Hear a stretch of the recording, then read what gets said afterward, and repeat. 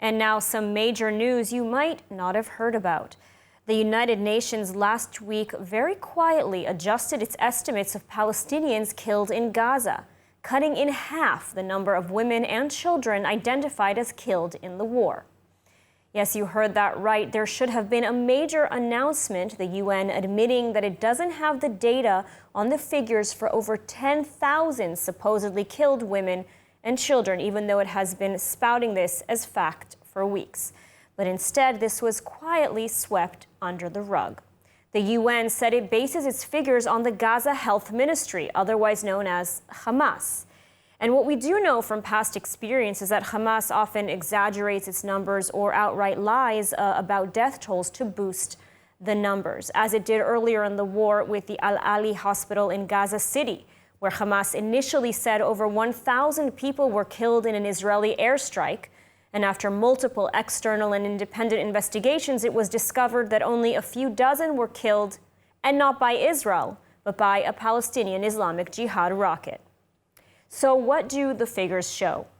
The data now differentiates between the total number of deaths reported by Hamas, which stands at over 34,000, and the number of actually identified deaths at around 24,000, a difference of 10,000 people. With regards to women and children, initially it was reported that 9,500 women and 14,500 children were killed in the war, accounting for 69% of all the deaths.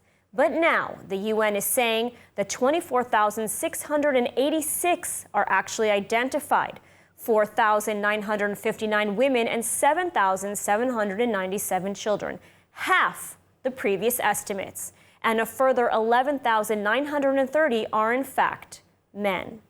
What's more, the death toll does not differentiate between the number of youth under the age of 18 who were active members of Hamas, taking full part in attacks against Israel. Meanwhile, Israel has said it's killed around 14,000 to 15,000 Hamas terrorists, which means the real casualties of this war to date stand at around 10,000 civilians, far from the figures being presented by Hamas and its supporters. But what these figures clearly show is that what's happening in Gaza is far from the cries and narratives being pushed by pro-Hamas supporters that Israel is conducting a genocide.